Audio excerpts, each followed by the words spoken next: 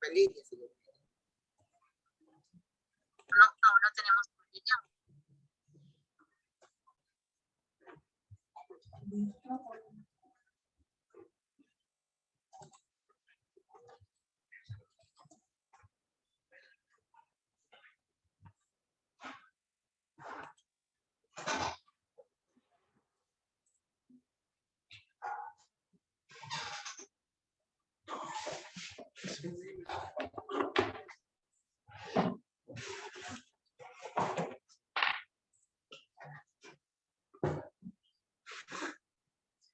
Muy buenas tardes, sean todos bienvenidos.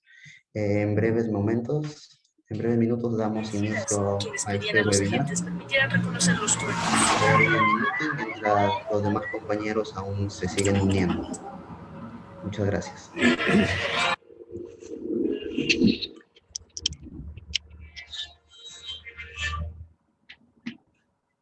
Otras palabras, soy indígena, pero no ladrón. Más allá de esta anécdota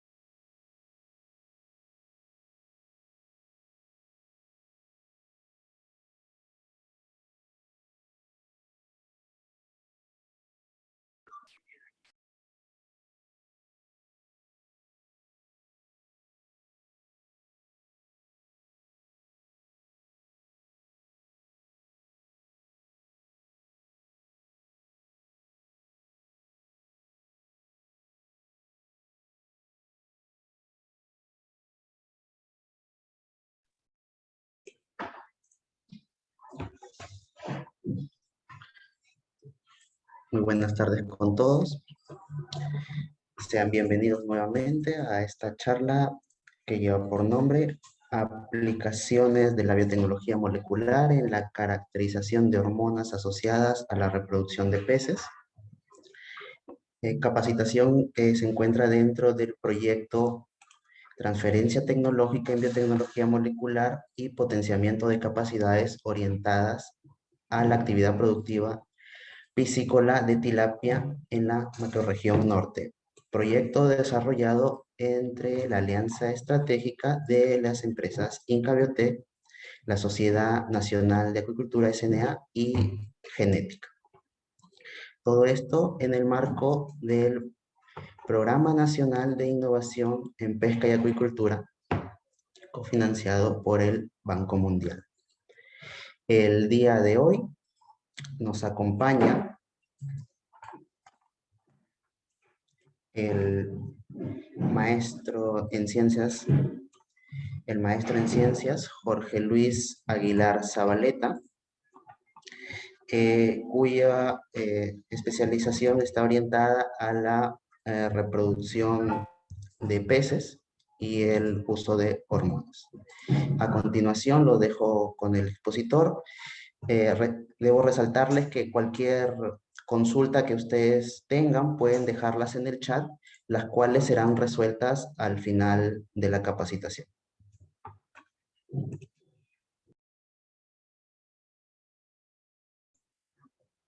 Muchas gracias, Adrián, por la presentación.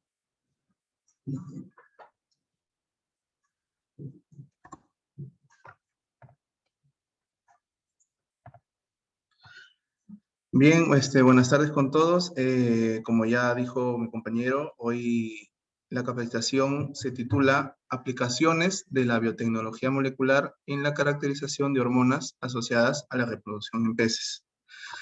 Bien, antes vamos a entrar un poco en preámbulo, ¿no? A la situación actual de cómo se llevan las tecnologías para poder hacer la aplicación de hormonas en el campo de la acuicultura.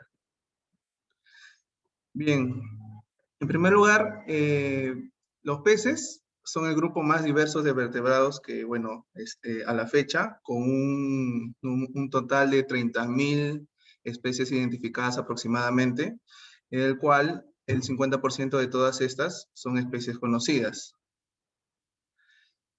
Sin embargo, la sobreexplotación de sus poblaciones y la degradación de sus hábitats por la actividad humana ha ocasionado que un aproximado de 16.023 especies se encuentren extintas o en peligro de extinción, en peligro crítico o vulnerables, ¿no? Entonces, estas especies, prácticamente viene a ser la mitad de todas las especies identificadas, las que se encuentran en peligro, ¿no? O ya han desaparecido. Las poblaciones de peces naturales siguen sufriendo una disminución por este problema, ¿no? Y en consecuencia, aparece el estancamiento de la actividad pesquera desde los años 80. Sin embargo, a pesar de esta gran cantidad de especies desaparecidas, va en desacuerdo, ¿no? con el aumento de consumo per cápita de pescado, ¿no? Al 2018 se registra un total de 20,5 kilogramos de consumo per cápita, a comparación de la década de los 60, ¿no? Cuando recién empieza a registrarse este tipo de consumo con 9 kilos. Esto refleja la respuesta a la creciente demanda de consumo de pescado que acompaña el crecimiento continuo de la población mundial. Bien, entonces, acá mostramos este gráfico donde se muestra la situación actual de la acuicultura mundial, en el cual justamente se refleja lo que se dijo hace un momento en la década de los 80, si ustedes pueden apreciar, donde está la zona de color naranja, ya no se aprecia un incremento de la producción, ¿no? Ya se encuentra estancada. Justo a partir de ese momento empieza el auge de la acuicultura y se registra últimamente en el 2018 que esta actividad representó un 46% de la producción total y el 52% de producción de pescado para el consumo humano. Este volumen de producción acuícola está dominado solamente por un pequeño grupo de especies, a las cuales llamamos especies básicas. A continuación mostramos algunas de ellas, ¿no? Entonces, esta es la lista de las principales especies cultivadas a nivel mundial. En el primer lugar encontramos a la carpa, en la cual es la especie histórica que siempre ha sido producida a nivel mundial, mayormente en China. En tercer lugar, sorprendentemente, encontramos a la tilapia, la cual ha aumentado escalafones, ya que ella en el reporte del 2016-2014 se encontraba muy por debajo. Esto es un reflejo del incremento de la producción de esta especie y también de la actividad, ¿no? Luego más abajo encontramos al salmón del Atlántico y en el puesto 15 a la trucha arcoíris, ¿no? Entonces, estas especies de este cuadro son el grupo de especies básicas, el cuales son muy pocas, si ustedes se ponen a comparar con los, han sido identificadas 30.000, actualmente hay más de 15.000, pero solamente un pequeño grupo reducido es el cual se le da, la industria está enfocada en ellas, ¿no? Ya es por el tema de tecnología, el paquete tecnológico respecto a cada una de ellas está más desarrollado, y bueno, ¿no? Esto es lo que hace posible que la producción de estas especies sea sostenible. Bien, la importancia de reproducción para la acuicultura. Justamente, esta actividad industrial de la acuicultura a estos peces necesita un alto nivel de conocimiento de carácter multidisciplinario, ¿no?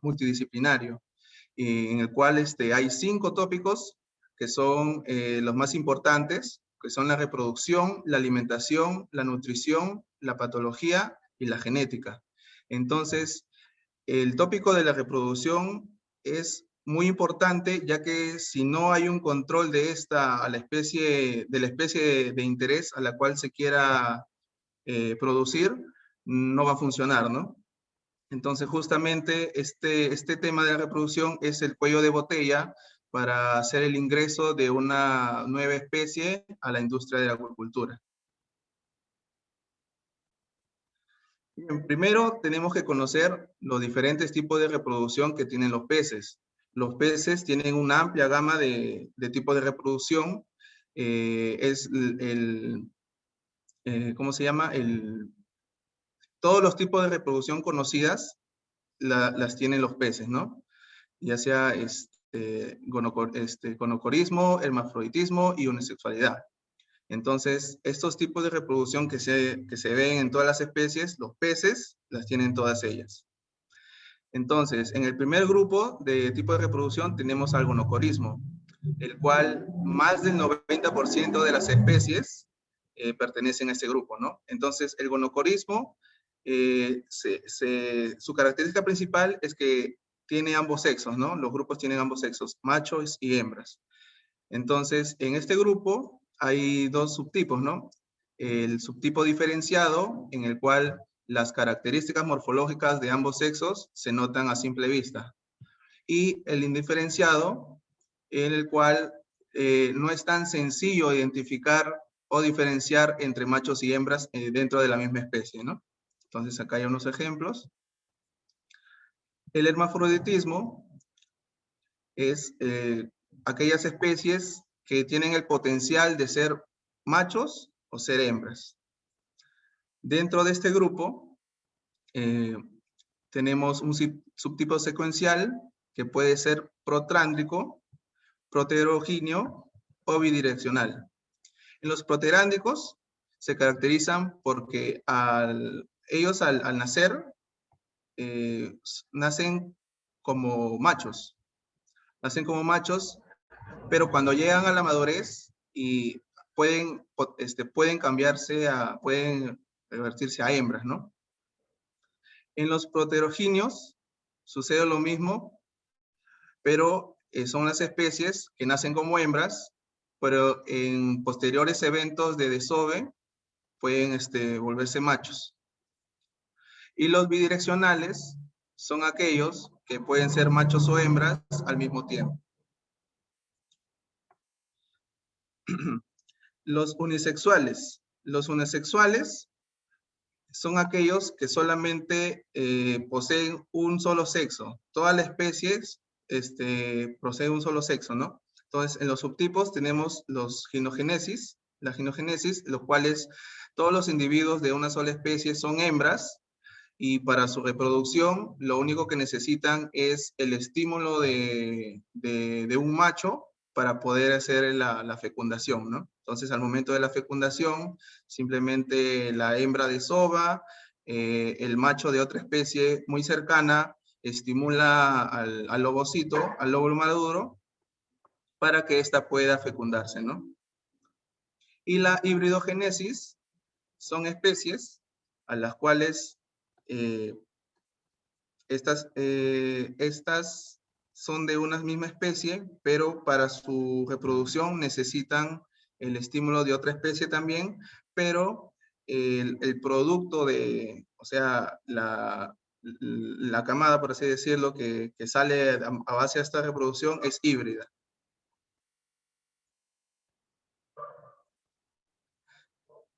Bien, entonces, para el control de la reproducción, es un requisito previo para la domesticación y el establecimiento de una industria acuícola sostenible, ¿no? Es la capacidad de controlar los procesos reproductivos de los peces en cautiverio. Entonces, aquí está la brecha, ¿no? Nosotros tenemos que aprender a adaptar una especie silvestre para poder tenerla en cautiverio, ¿no? Entonces, este control que se necesita es vital para nosotros poder introducir una nueva especie a la industria acuícola. Entonces, esta reproducción, ¿cómo se puede controlar? Inicialmente, los ensayos han sido muy empíricos y se ha establecido que se puede controlar mediante las manipulaciones ambientales como el fotoperiodo, la temperatura del agua o el sustrato del desove, ¿no? Ya que son estímulos que los animales reciben para poder presentar condiciones de reproducción. Sin embargo, la ecobiología de algunos peces que no se conoce bien no permite, ¿no? No permite justamente que estas prácticas de manipulación sean efectivas o efectuadas, ya que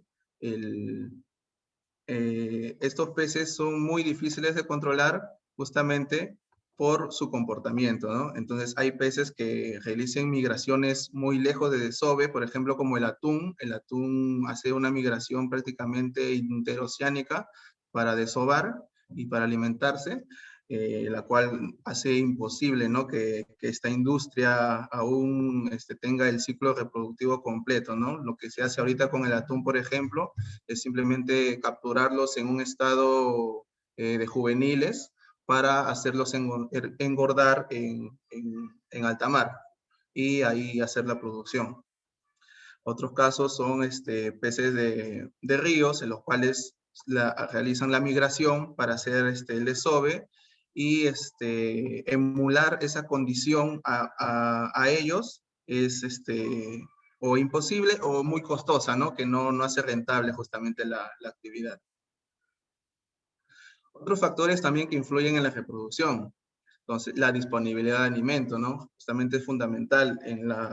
Lo que estuvieron en la capacitación pasada, vieron que el alimento y todos los componentes que suministra para el organismo del pez son importantes para que pueda desarrollar un metabolismo suficientemente óptimo, ¿no? Para poder realizar la reproducción. También la presencia de predadores. La presencia de predadores justamente hace que los peces se encuentren en un estado de alerta constante, los cuales les impide a ellos desarrollar o tener la energía suficiente para poder realizar la reproducción. También los fenómenos gravitacionales, los cuales ocurren de manera inesperada, puede alterar ciclos reproductivos completos de los peces, impidiendo justamente que se dé a cabo. Y también los compuestos químicos. Hay justamente zonas aledañas de efluentes que están cerca a ríos que probablemente estén poblados con unas cuantas especies de peces que justamente estén impedidos. Muy aparte de la contaminación, también existen lo que son los disruptores endógenos, ¿no? Que pueden alterar justamente el sexo del pez, ya sea por químicos análogos al estrógeno, que puede hacer que los machos se conviertan en hembras, ¿no? Así de manera repentina. Bien, pasamos a los ritmos endógenos, ¿no? Entonces, todos estos factores de los que ya les he hablado influyen, ¿no? en el comportamiento de los animales. Entonces, estos peces, como son animales poiquilotermos, lo cual quiere decir que su temperatura está ligada justamente a la temperatura ambiental muestran adaptaciones fisiológicas muy estrechas con el medio, ¿no? Entonces, estas exhiben ritmos biológicos diarios y estacionales que suelen estar en fase con los factores ambientales, ¿no? Entonces, ¿cuáles son los principales factores ambientales que inciden en el comportamiento del pez? Entonces, bueno, casi todos los organismos, justamente lo que es la temperatura y la luz, ¿no? El cambio día y noche es lo que también a todos nosotros también nos hace tener una rutina, un comportamiento, por así decir, natural, ¿no? En un ambiente ya establecido. Entonces, estos patrones cíclicos se vuelven predecibles y justamente estos hacen que se produzca un ritmo, ¿no? Un ritmo en el cual el organismo ya sepa más o menos sus horarios, de cuándo tiene que hacer alguna actividad fisiológica, ¿no? Entonces, estos patrones cíclicos afectan la evolución biológica. Entonces, se producen esta selección de ritmos y lo más importantes para la acuicultura son la alimentación y la reproducción. Estos ritmos van a hacer ya en especies ya con más labor, darles un horario, darles alimento en cierto horario, o también saber cuál es la etapa de reproducción de estos animales. Entonces, los ritmos más, por así decir, más importantes son el ritmo circadiano, que es los procesos biológicos que se dan de manera diaria, y los ritmos circanuales. Los circanuales son los que se dan de manera estacionaria, ¿no? Entonces, hay peces que se reproducen una sola vez al año o varias veces al año, pero que van ligados justamente a las estaciones. Bien, ¿cómo se produce esta regulación de los ritmos?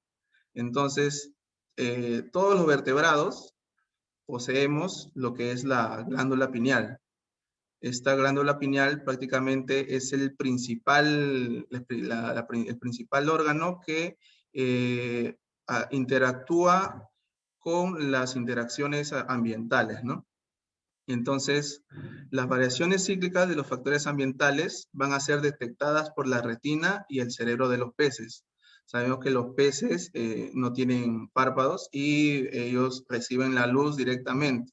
Entonces, al haber este cambio día y noche, va a entrar el estímulo de la luz, entonces la retina va a comunicar esto al cerebro, el cerebro a la glándula, y la glándula va a hacer, lo que va a hacer es producir una hormona, ¿no? Que es la melatonina.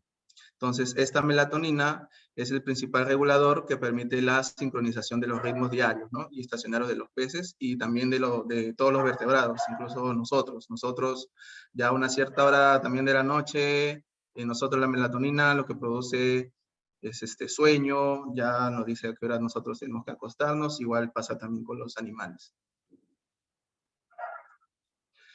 Bien, hablando de la melatonina, surge esta pregunta, ¿no? ¿Qué son las hormonas? Entonces, la melatonina es la principal hormona que regula estos ritmos, ¿no? Entonces, En base a ella va a haber una cascada de regulación a todo el sistema endocrino de los animales, en los cuales estos van a presentar diferentes conductas a diferentes etapas del día o del año, ¿no? Bien, las hormonas son sustancias químicas que segregan las glándulas endocrinas y que llegan a través de la sangre a las células diana, ¿no? Que son las células objetivo, y hacen que realicen determinadas funciones y que básicamente funcionan como mensajeros químicos que transportan una información de una célula a otra, ¿no? Los principales efectos que tienen estas hormonas, ¿cuáles son? Tienen efectos estimulantes, el cual es una hormona que promueve la actividad de un tejido, por ejemplo, la prolactina, que estimula la producción de leche por la glándula mamaria, ¿no? Esto ocurre naturalmente en los mamíferos. Un efecto inhibitorio, que es una hormona que disminuye la actividad de un tejido, como la somatostatina. La somatostatina es la hormona inhibidora de la hormona de crecimiento. Entonces, esta, al interactuar con un tejido que está o regenerándose o en crecimiento, ya sea el nivel del desarrollo del individuo, le va a decir ya, hasta acá nomás, ya no sigas.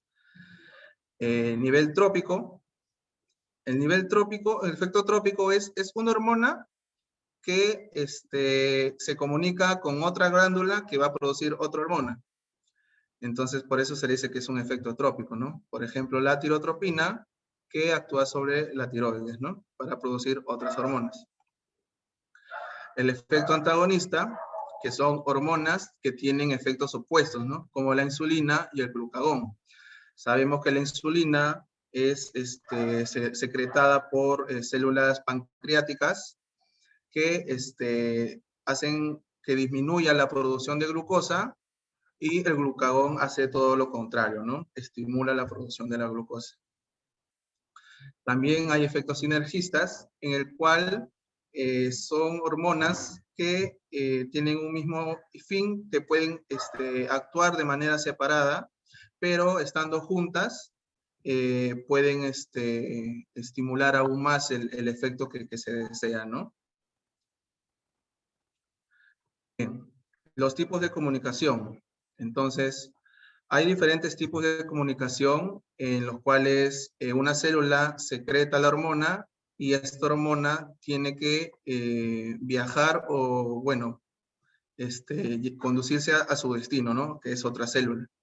Entonces, hay diferentes tipos de comunicación. Por ejemplo, la señalización endocrina, que es en el cual una glándula o un órgano endocrino, como ya teniendo vasos sanguíneos y irrigaciones de vasos sanguíneos en él, la secreción de la hormona es directa, ¿no? Directamente al torrente. Por ejemplo, el páncreas, ¿no? El páncreas tiene infinidad de vasos sanguíneos dentro de él.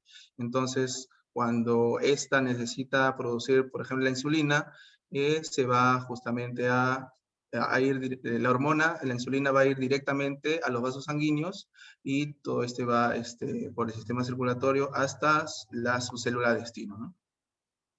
La señalización paracrina es en la cual una célula secreta una hormona y esta se dirige a una célula diana adyacente, que está simplemente, o puede estar junto a ella o cercana, ¿no?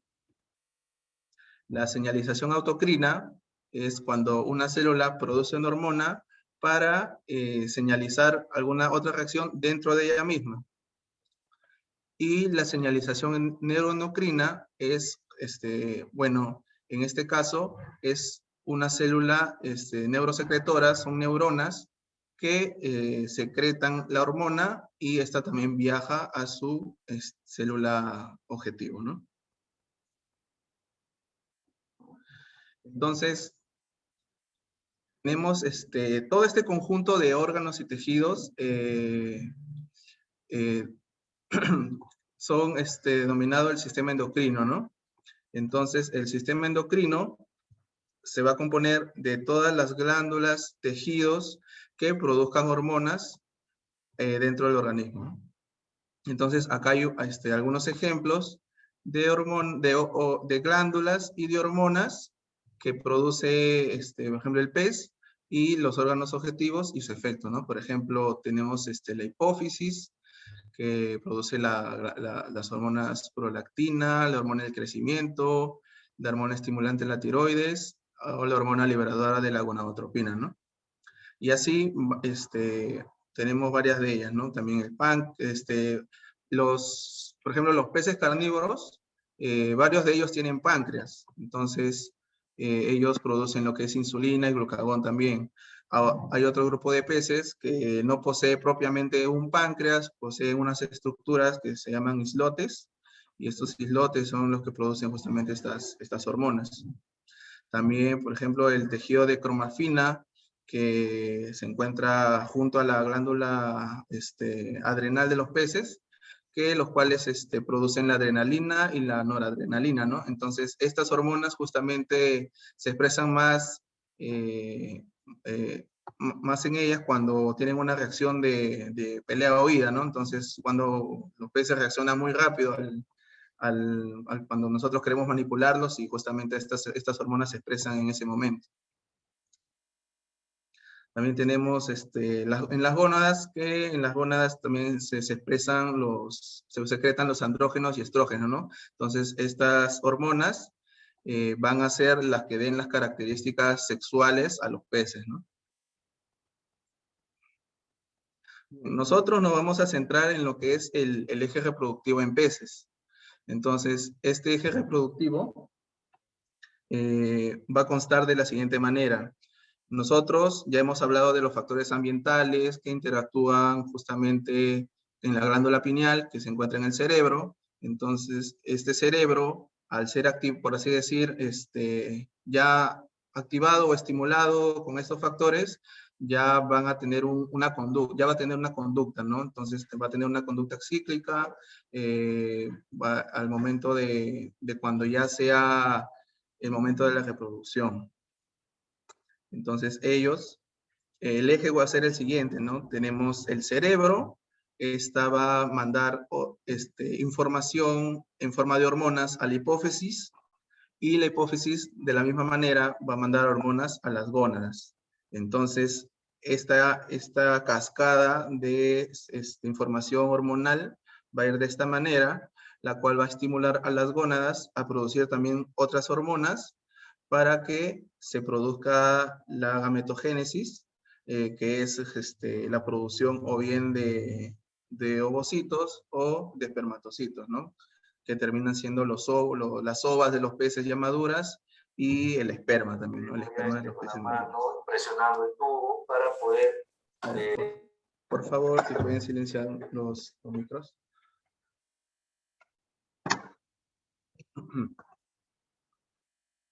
Bien, ¿qué tenemos acá? Aquí dice, los mecanismos que controlan la reproducción en teleóseos dependen del conjunto de percepción de estímulos ambientales y la transmisión de señales neuroendocrinas a través del eje cerebro-hipófisis-gónadas, como ya les comentaba. Y el objetivo final de es el desarrollo de las gónadas y la formación de los gametos, ¿no? Para llevar a cabo la reproducción o proceso esencial para la perpetuación de la especie. Entonces, nosotros aquí tenemos al cerebro, y este cerebro tiene también sus partes dentro de ella, pero nosotros nos vamos a centrar en dos, en lo que es el hipotálamo y la pituitaria, ¿no? La pituitaria es la hipófisis, es lo mismo, no se vayan a confundir. ¿Sí? En algunas bibliografías la encuentran como hipófisis, en otras la encuentran como pituitaria. La pituitaria, el término pituitaria ya como que se está dejando un poco de lado, y más se está usando ahora el término hipófisis, ¿no? Entonces, si ven esos dos términos, no vayan a confundirse, es lo mismo. Bien, acá tenemos un acercamiento a lo que es la hipófisis, y en los peces tenemos estas secciones, ¿no? Tenemos el rostral pars distalis, el proximal pars distalis, la pars intermedia y la neurohipófisis. Entonces, en estas tres zonas es donde se va a producirse la mayor cantidad de hormonas que van a liberarse al torrente sanguíneo. Entonces, por eso se le considera a la hipófisis como la glándula maestra, le decían antes, la cual tiene la mayor cantidad de hormonas trópicas que van a estimular diferentes órganos del del organismo. A diferencia de nosotros, bueno, de los mamíferos o vertebrados superiores, los peces no tienen un sistema portal hipotalámico pituitario. ¿Cómo es esto? Por ejemplo, acá se ve en la imagen bien, ven que la neurohipófisis incide directamente a todas las tres partes de lo que es compone la adenohipófisis y la parte intermedia. Entonces, en mamíferos, eso no sucede así. Por ejemplo, nosotros, la forma de nuestra hipófisis, en vez de tener 3 lóbulos, solamente tiene 2, lo que es la neurohipófisis y la adenohipófisis. Y este sistema portal es controlado también por otras hormonas ya superiores que van a regular lo que es la liberación de esas hormonas, ¿no? Bien, entonces, las principales hormonas del hipotálamo y la adenohipófisis. Bien, entonces, en el hipotálamo, en primer lugar, tenemos la hormona liberadora de la gonadotropina. Esta hormona liberadora de la gonadotropina es considerada la más importante en tema de reproducción para todos, para todas las especies de animales. Esta se produce en el hipotálamo y cuando ya es momento justamente de hacer la maduración sexual, va a estimular células de la adenohipófisis. Y en la adenohipófisis, ojo, recuerden que la adenohipófisis justamente es parte de toda la hipófisis, va a producir estas dos hormonas, ¿no? Que son la hormona luteinizante y también la hormona folículo estimulante. Estas dos hormonas son a las que se llama gonadotropinas. Entonces, justamente, primero tenemos a la hormona liberadora de gonadotropinas y en la hipófisis va a ser la liberación de estas dos gonadotropinas. También está la hormona liberadora de la tirotropina. De manera análoga también estimula a la tiroides, entonces su hormona es la tirotropina. También está la hormona liberadora de la corticotropina. Esta estimula a la hormona adrenocorticotropa. También tenemos aquí la hormona liberadora de crecimiento, que libera justamente la hormona de crecimiento, y la hormona inhibidora de la hormona de crecimiento, ¿no? También los peces producen la hormona liberadora de prolactina. Ojo que acá la función de esta hormona es muy diferente a los mamíferos, que en los mamíferos es la producción, principalmente la producción de leche. En los peces lo que hace es regular, participa en la regulación de la ósmosis, ¿no? Bien, acá hay un enfoque más global de cómo se da esta cascada a partir de los factores ambientales que son captados por el sistema nervioso central, y el hipotálamo justamente es la que empieza a producir hormonas en diferentes tiempos, ¿no? Dependiendo el estímulo que hay. Entonces, en primer nivel tenemos al hipotálamo. Los primeros objetivos son justamente la pituitaria anterior y la posterior. Bueno, esto viene a ser como la hipófisis y la adenohipófisis. Y luego tenemos los tejidos, ¿no? Las glándulas a las cuales va dirigido esta primera liberación de hormonas, que son la corticotropina, tirotropina, la hormona folículo estimulante y todas las demás, a los demás tejidos, ¿no? Bien, control endocrino de la reproducción en peces. Entonces, ya hemos dicho que este control es regulado por el cerebro a través de la hormona liberadora de la gonadotropina, ¿no? La GnRH. Entonces, esta hormona va a ser como el comienzo de toda la cascada en lo que respecta a la maduración a la maduración sexual y a la reproducción, ¿no? Entonces, nos dice que este decapéptido estimula la producción de gonadotropinas, como ya lo dije, estas que dice acá en la hipófisis, las GTHs. Estas GTHs son ambas gonadotropinas, ¿no? Las gonadotropinas, la 1 y la 2, que viene a ser la hormona folículo estimulante y la hormona luteinizante, ¿no? Entonces, estas dos gonadotropinas también van a ser liberadas a la sangre y estas van a llegar justamente a las gónadas, ¿no? Entonces, las gónadas al recibir este estímulo, ellas van a producir otras hormonas que ya son de carácter esteroide y estas van a ser las que van a dar la característica sexual, van a hacer la diferenciación sexual, ¿no? Tanto para machos y para hembras. Bien, tenemos también que en algunos peces la dopamina es un inhibidor negativo de la producción y liberación de las gonadotropinas. Entonces, está al mismo nivel del cerebro. Entonces, justamente cuando ya hay un proceso de parar esta madurez, porque a veces ya hay procesos donde hay disrupciones dentro de los peces que ya se sobremaduran, tiene que participar esta hormona para que haga un paro, ¿no? Entonces, esta hormona paraliza, o bueno, mejor dicho, inhibe la producción, la secreción de la hormona liberadora de la gonadotropina para detener esta acción. Bien, acá hay un esquema más gráfico, en el cual tenemos al cerebro, que libera justamente, el hipotálamo libera la gonadotropina, la hormona liberadora de la gonadotropina. Está liberada la hipófisis. La hipófisis libera las dos gonadotropinas, la folículo estimulante y la luteinizante, hacia las gónadas, ¿no? Entonces, estas gónadas, al recibir esto, producen estos esteroides, pueden ser en caso de machos la testosterona y en caso de hembras principalmente el estradiol, ¿no? Para se genere la espermatogénesis y la ovogénesis. Bien, justamente aquí tenemos a la espermatogénesis y la ovogénesis, ¿no? Entonces, acá estamos viendo las diferentes fases de la espermatogénesis, en la cual bueno, tanto del espermatogénesis y de la ovogénesis, en la cual las primeras fases van a ser dependientes de la hormona folículo estimulante.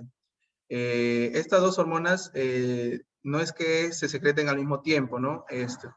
Ambas gonadotropinas tienen una secreción pulsátil, la cual la hipófisis va a ir regulando dependiendo los estímulos, o el estado de madurez se va a desear que obtenga el pez, ¿no? Entonces, las primeras fases van a ser reguladas por la folículo estimulante y las fases finales, las finales de maduración, van a ser reguladas por la luteinizante.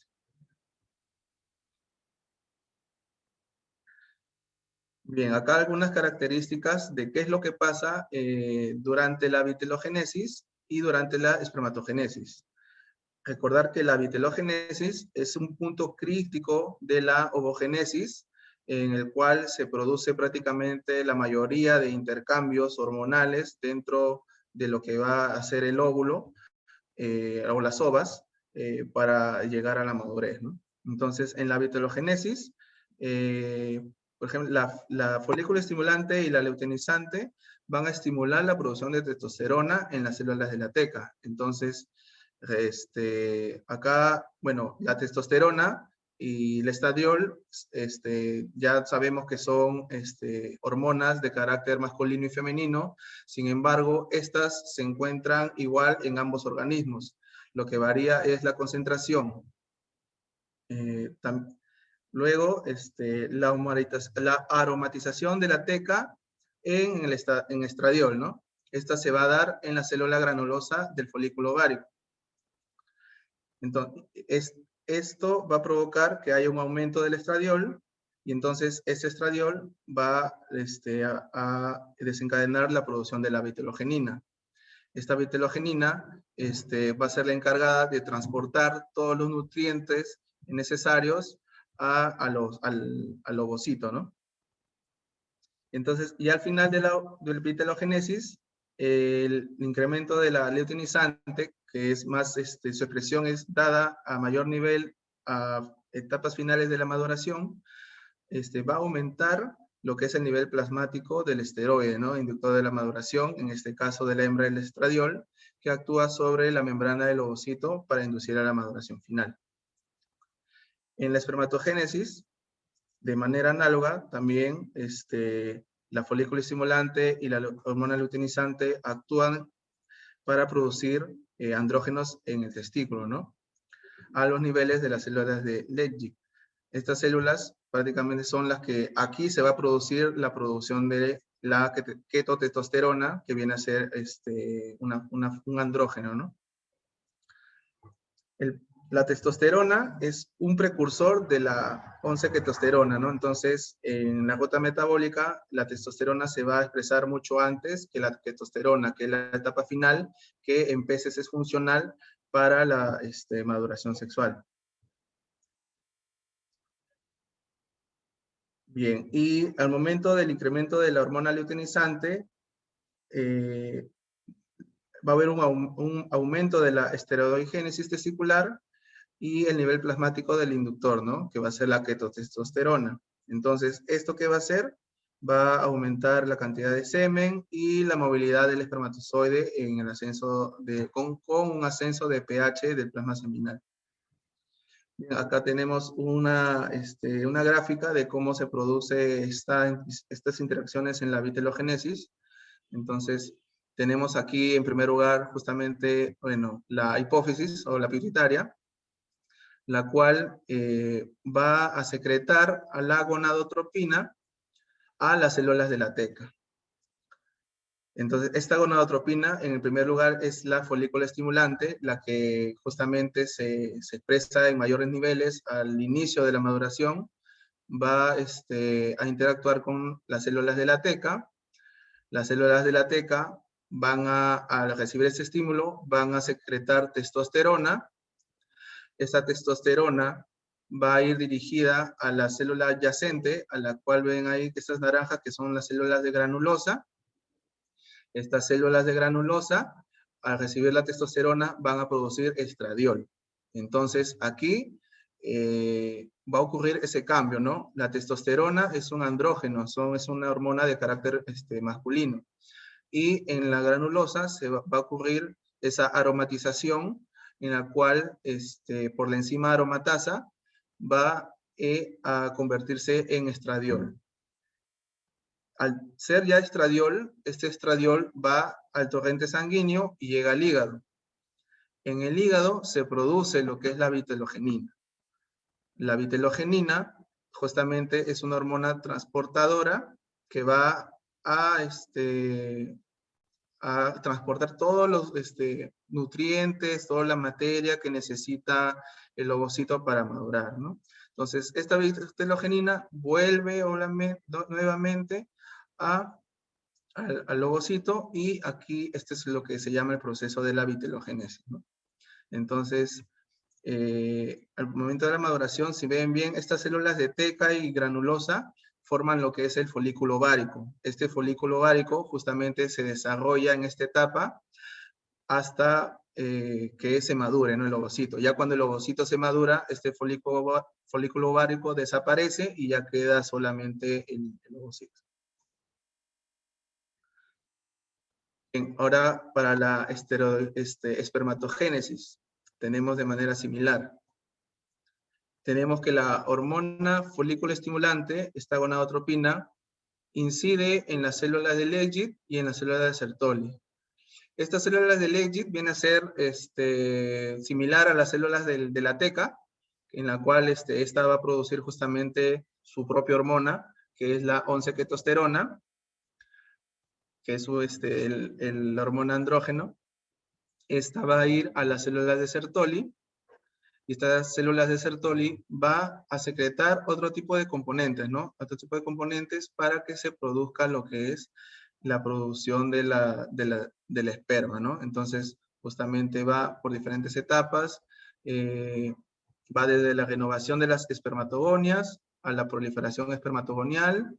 Estas esta proliferación de las ogonias van a hacer la meiosis, y en la meiosis justamente es donde se separa de células diploides a células haploides, y estas células haploides ya en ellas es lo que ocurre en la espermiogénesis, ¿no? Entonces, estas ogonias van a convertirse finalmente en lo que es espermatocitos y a finalmente llegar a espermatozoides. Bien, ¿qué hay de nuevo en el sistema, bueno, endocrino reproductor? En lo que es la quispeptina, ¿no? Si bien al comienzo dijimos que la hormona gonadotropina, liberadora de la gonadotropina, era el comienzo de lo que era la regulación en lo que es madurez sexual, bueno, ¿no? Eso ha sido ya desmentido un poco con las actualizaciones que han habido en investigación, y tenemos a esta hormona, ¿no? Esta hormona se dice que, bueno, son conjunto de péptidos neuroactivos que son derivados de un precursor único, ¿no? La preproquispeptina, que son también liberados en las neuronas del hipotálamo. Entonces, en el hipotálamo están las neuronas que liberan la quispeptina y las que liberan la hormona liberadora de la gonadotropina. Entonces, estas hormonas de quispeptina ha sido registrado y se ha visto que estas también, estas son las que estimulan a las hormonas, a las neuronas que secretan la hormona liberadora de la gonadotropina, la GnRH. Entonces, ya hay bastante bibliografía que dice que esta quispeptina se encuentra a un nivel trópico superior de la GnRH. Entonces, se puede decir que esta se encuentra incluso antes o a nivel superior de toda la cascada de hormonas que estimulan la madurez sexual, ¿no? ¿Cuáles son sus principales funciones?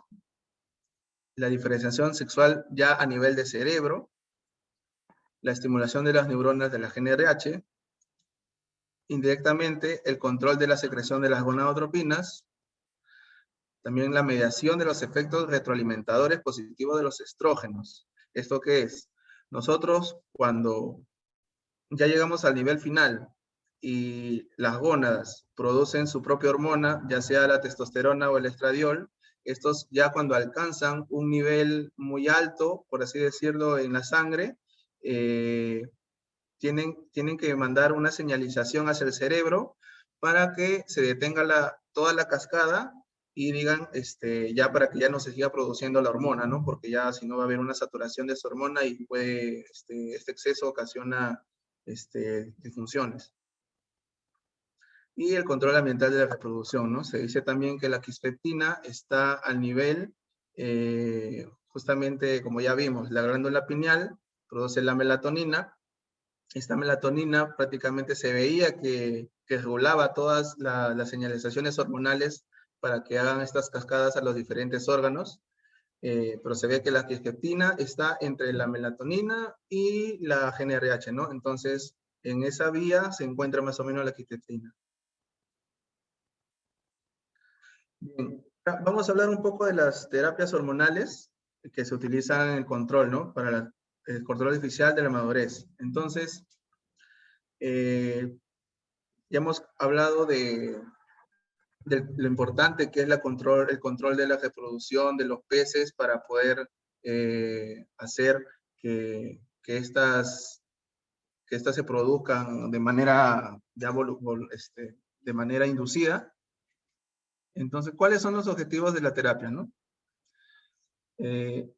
Hacer estos tratamientos se puede manipular de cierta manera o de total manera lo que es la gametogénesis y la madurez sexual. Entonces, ¿cómo así? En la gametogénesis, que es la primera etapa del desarrollo sexual de los animales, se puede inducir la pubertad, se puede lo que es adelantar un poco la reproducción, también se puede retrasar la reproducción. También se utilizan para obtener más de un desove del mismo lote, entonces para incrementar la densidad de producción, o para extender la temporada reproductiva, ¿no? También hay, se pueden hacer inducciones hormonales para que los peces sigan reproduciéndose, ¿no? Ahora, al nivel de la madurez sexual, Acá hay ciertos problemas en los cuales son suplidos, ¿no? por los tratamientos hormonales.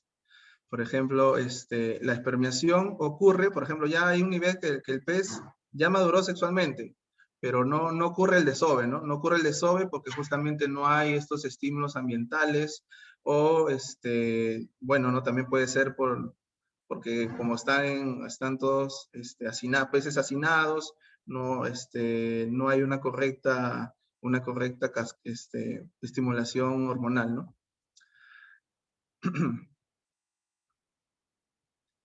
Bien, entonces, el inicio de las terapias hormonales. El primer reporte conocido fue hecho por Husay en 1930, quien estudiando las funciones de las gonadotropinas en los vertebrados, dijo, ya vamos a probar esto en peces porque él empezó sus estudios en lo que es mamíferos. Inyectó justamente células hipoficiarias de un pez a una especie totalmente diferente, ¿no? Pero vio que hubo un aumento de la ovulación. Entonces, esta observación que hizo él dio justamente la existencia, dio justamente el reporte de que hay hormonas gonadotrópicas en la hipófisis. Y es justamente el inicio de la técnica que se usa, que se conoce como la hipofisiación, ¿no?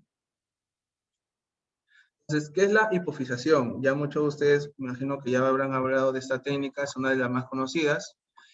Simplemente es extraer la glándula pituitaria o la hipófisis de un pez maduro sexualmente, y inyectárselo a otro, ¿no? Pero ¿cómo se hace esto? Entonces aquí vemos una parte resumida del protocolo, que es prácticamente extraer la glándula del pez.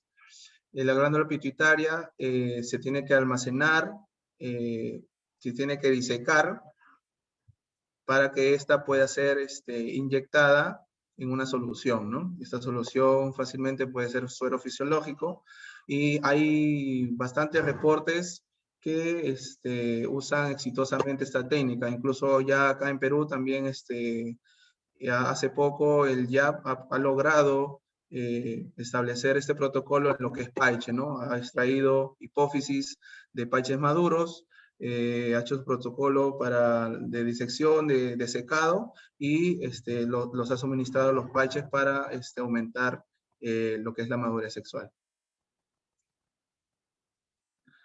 Bien, también hay otras gonadotropinas heterólogas.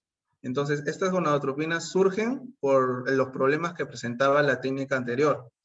Entonces, ¿qué pasaba en la técnica anterior?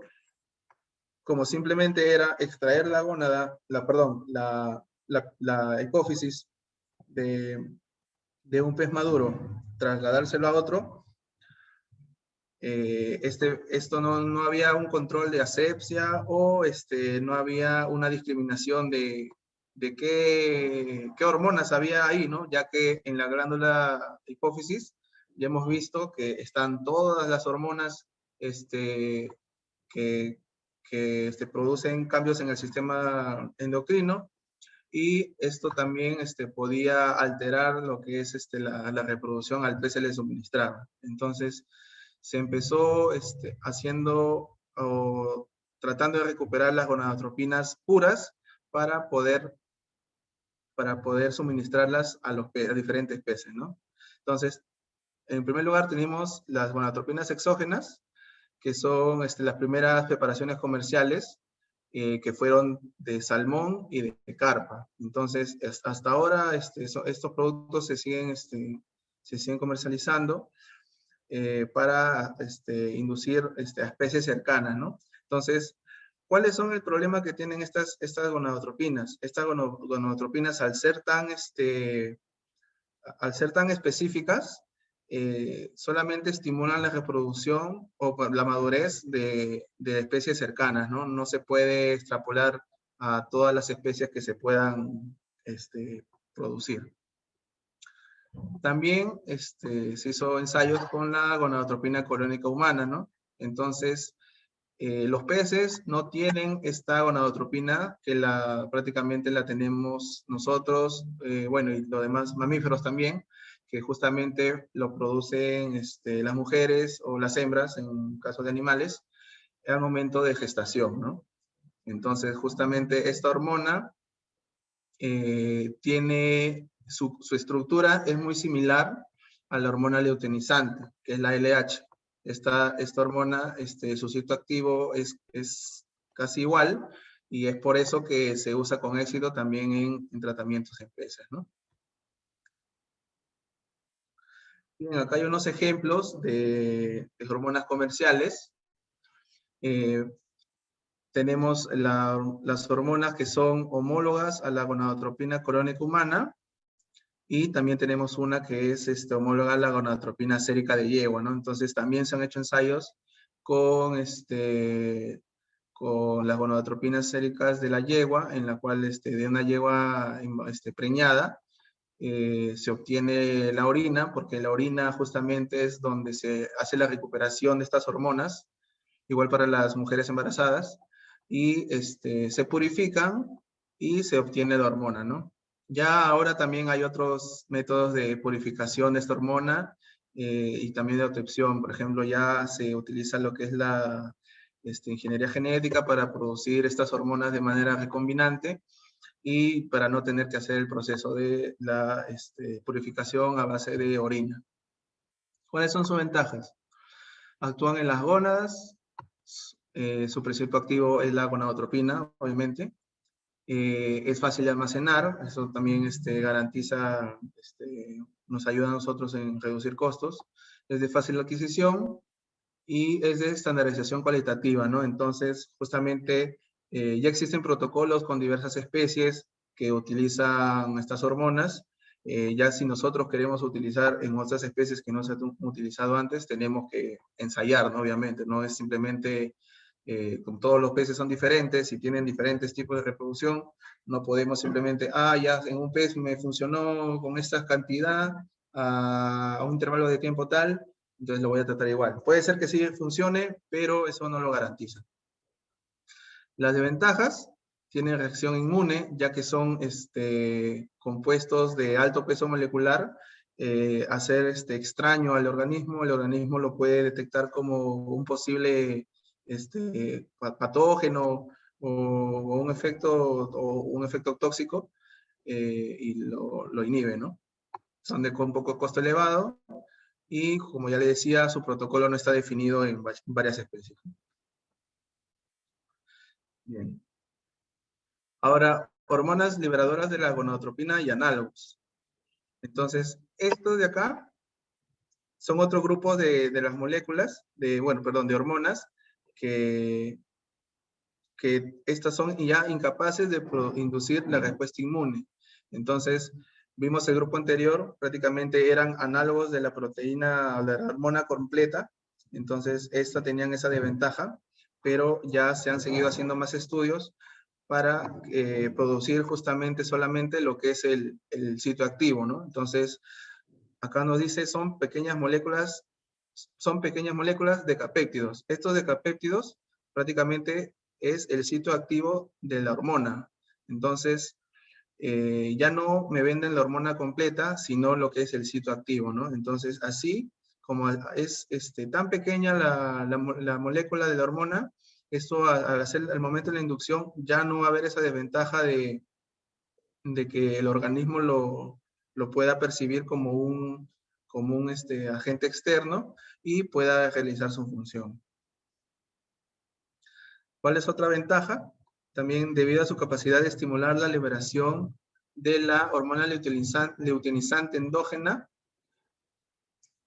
la hormona liberadora de gonadotropina repara la disrupción endocrina y es responsable también de la incapacidad del pez en cautiverio para alcanzar la maduración final de ositos o la ovulación o el desove, ¿no? Bien. Acá tenemos algunos ejemplos de estos péptidos que ya han sido más procesados, más elaborados, en el cual se encuentran justamente análogos ya de las hormonas liberadoras de gonadotropina. Entonces, por ejemplo, tenemos alobaprin, Lovaprin es una buena hormona, ya que es un análogo de la gonadotropina, y además tiene lo que es la domperidona. La domperidona es un antagonista de la dopamina. Como ya lo dije anteriormente, la dopamina es un inhibidor de la gonadotropina, ¿no? Entonces, acá tenemos al inhibidor del inhibidor. Entonces, al haber esa acción, esta conjunción, prácticamente va a dar una mayor eficiencia de el uso de la hormona análoga, ¿no? Entonces, esta va a tener un buen efecto. Tenemos la conceptal. Esa conceptal creo que es la más conocida, es el acetato de buserelina. También es un análogo de la hormona liberadora de la gonadotropina. Y esta reportada se usa en lo que es la inducción de desove de lo que es paco y gamitana, ¿no? Entonces, esta hormona se usa en estas especies amazónicas, ya que no hay un control total en lo que es la reproducción de este pez a nivel natural, que entonces es necesario para la reproducción artificial. Tenemos también el Lupron y el Fertagil, ¿no? Que son también son compuestos análogos a la hormona liberadora de la gonadotropina. Bien, tenemos los esteroides. Entonces, los esteroides ya son las que son producidas a niveles de gónadas, ¿no? Tenemos los prostágenos, los estrógenos y los andrógenos. Entonces, estos esteroides son las que son hormonas, bueno, naturalmente son las hormonas producidas por la inducción de las gonadotropinas, ¿no? Pero los esteroides ya son producidas a nivel de gónadas, ¿no? Pueden ser de los ovarios o de los testículos, ¿no? Entonces, tenemos aquí algunos ejemplos de esteroides, por ejemplo, la hidroxiprogesterona y la dihidroxiprogesterona, en lo cual se ha reportado la inducción de maduración final de ovocitos en salmónidos. No están utilizados, pero en ensayos se ha probado esa actividad. Podría usarse con estos fines en algún momento, porque sí se usa para otros fines, pero para reproducción no tanto. Los estrógenos. El estradiol, ¿no? El estradiol es el principal, entonces aumenta la concentración de sodio en el ovario e induce la ovulación de la tilapia nilótica, ¿no? Y los andrógenos, ¿no? Los andrógenos, por ejemplo, tenemos la metiltestosterona, la etiltestosterona, la hidroepaidrosterona, en los cuales en peces ya maduros produce lo que es ya la espermiación, ¿no? La espermiación de los machos. También es utilizado obviamente comercialmente de manera más amplia en lo que es la reversión sexual, ¿no? Entonces justamente aquí se encuentran el grupo de hormonas que se utilizan para la reversión sexual de tilapias y también de otros peces, ¿no? Entonces el fenómeno se denomina virilización y inhibe, ¿no? Justamente la maduración de los folículos ováricos.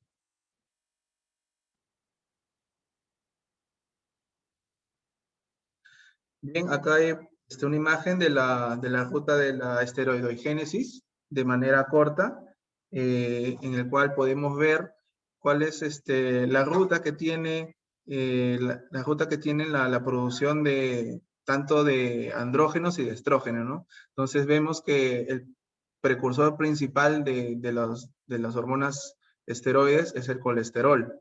El colesterol justamente tiene que haber una gran reserva para que se pueda producir esta síntesis, ¿no? Entonces, ya hemos visto que la alimentación es muy importante en esto, ya que un nivel bajo de colesterol va a disminuir los niveles de producción de las hormonas finales, porque prácticamente son las hormonas finales, estas que se dan en machos y hembras, las cuales van a estimular la madurez final y el desove, ¿no?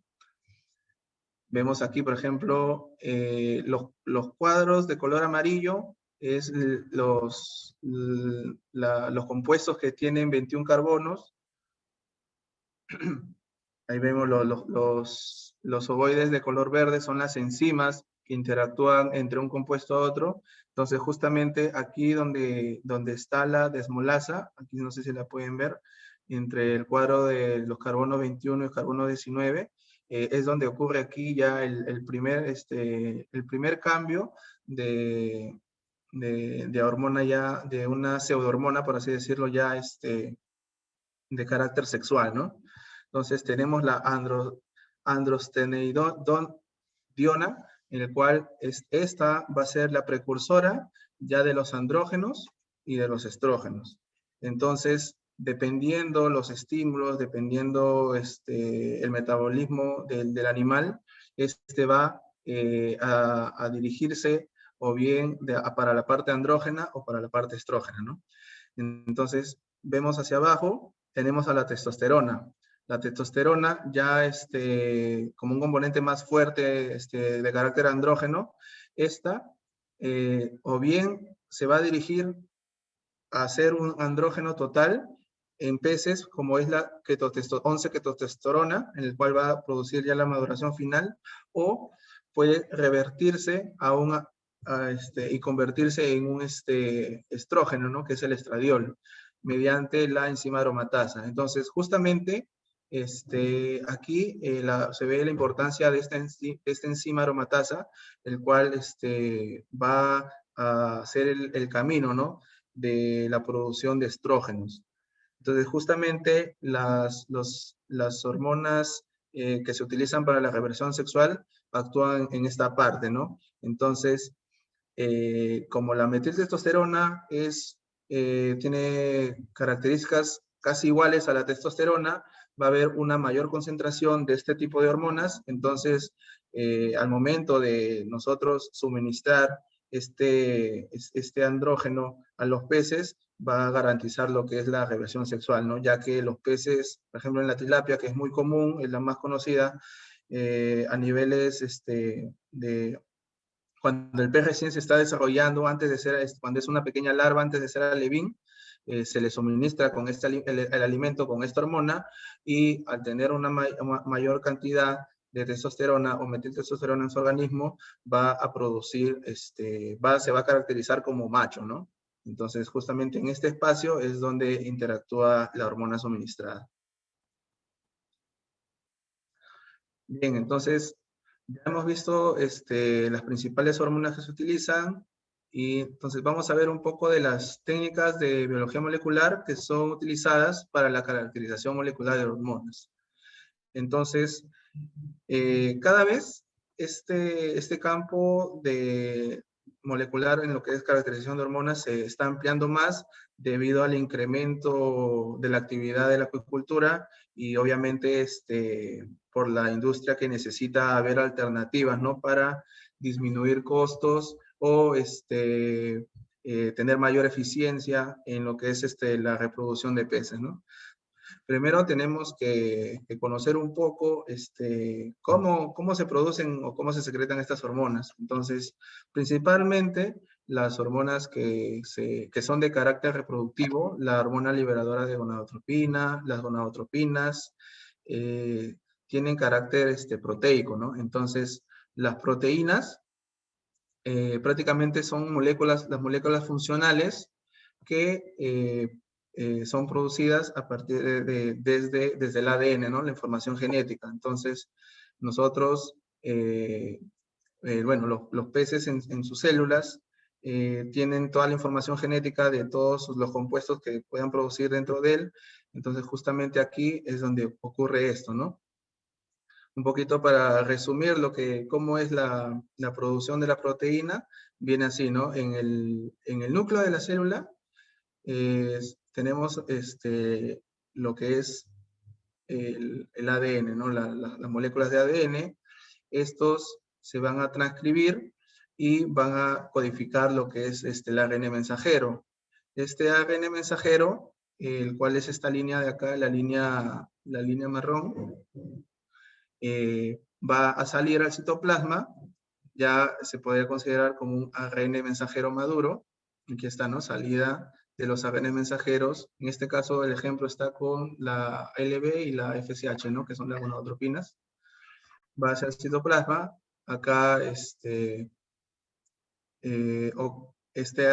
ARN mensajero va a ser traducido a una cadena polipéptida, a las cadenas polipeptídicas, y estas cadenas polipeptídicas van luego de las modificaciones de que tiene la maduración de la proteína, va a convertirse en la proteína propiamente dicha, ¿no? Entonces, este compuesto que está aquí viene a ser ya la hormona en sí, ¿no? Entonces, la hormona tiene este camino de biosíntesis, ¿no? Aquí está un poquito más graficada. Digamos, mira, esta membrana que está aquí, esta viene a ser el núcleo. Ese es el núcleo. Entonces, aquí tenemos lo que es las moléculas de ADN. Las moléculas de ADN van a, aquí en el núcleo se va a ocurrir la transcripción. Entonces, la información que tenemos aquí en el ADN va a ser transcrito a ARN mensajero. Este ARN mensajero va a salir del citoplasma y aquí va a ocurrir la traducción, ¿no? Entonces, el ARN mensajero va a interactuar con las ribosomas, que es este compuesto acá de manera redonda, y aquí la información genética va a traducir de un material de ARN a proteína, ¿no? Entonces, esta proteína final es mi hormona. Mi hormona, las gonadotropinas y la liberadora de gonadotropinas tiene esta composición, ¿no? Son proteínas. Entonces, ¿qué quiere decir? ¿Que las proteínas son hormonas? Sí. Entonces, pero no todas las hormonas son proteínas, ¿no? Hay hormonas también de carácter lipídico, que son los esteroides, por ejemplo. Esas tienen otra vía de síntesis, ¿no? Entonces, pero las principales o las primeras tienen esta característica. ¿Cuáles son las principales? La hormona liberadora de gonadotropina, la GnRH, la folículo estimulante, la LH, el neuropéptido Y, que es otra neurohormona también que está a nivel trópico, y la quispeptina, ¿no? Que ya la hemos mencionado. Bien, entonces vamos a la primera técnica. La primera técnica que vamos a un poquito a describir es la reacción en cadena de la polimerasa con transcripción inversa. Entonces, esta es una reacción enzimática in vitro que amplifica millones de veces una secuencia específica de ARN mensajero, que lo convierte en una molécula de ADN complementario gracias a la enzima transcriptasa reversa, ¿no? Entonces, ya en las anteriores capacitaciones se ha explicado lo que era la PCR en punto final. En este caso, se usa la PCR con transcriptasa reversa. ¿Por qué? Porque nosotros para, caracterizar justamente la hormona, necesitamos ver que se está expresando. Entonces, para nosotros ver que se está expresando, vamos a regresar un poquito aquí, tenemos que identificar lo que es el ARN mensajero, ¿no? Entonces, el ARN mensajero es lo que se va a utilizar justamente en esta técnica como base para poder hacer la amplificación y la detección, ¿no? Entonces, tenemos justamente dos tipos de PCR, de RT-PCR, los cuales puede ser de un solo paso y de 2 pasos, ¿no? Entonces, en la de 2 pasos, justamente, primero se tiene que tratar el ARN mensajero, hacerle lo que es la transcripción reversa para obtener lo que es el ADN complementario, y luego a esta hacerle ya lo que es la PCR, ¿no? Entonces, nosotros al tener ADN complementario, ya podemos hacer la PCR y amplificar estas moléculas de ADN, ¿no? Entonces, estas moléculas de ADN van a ser a partir de la molécula de ARN, el cual tiene toda la información de la proteína, ¿no? Bien, tenemos la amplificación rápida de extremos de ADN complementario o la raíz PCR. Entonces, ya esta es una técnica un poco más avanzada. ¿Por qué? Para nosotros poder hacer esta técnica de la raíz, tenemos primeramente que, bueno, el objetivo de esta es identificar una nueva, una hormona de una especie que no conocemos, ¿no? Entonces, esta se utiliza para obtener lo que es la longitud completa de la transcripción de ARN, ¿no? Entonces, lo que se usa es el molde justamente del ADN complementario que se utiliza, se obtiene por la extracción de ARN y luego de hacer la RT-PCR, se utiliza este molde de ADN complementario y se hacen dos reacciones, ¿no? Entonces, tenemos que la molécula se hace una reacción en el extremo 5' y en el extremo 3'. Entonces, ¿esto con qué finalidad?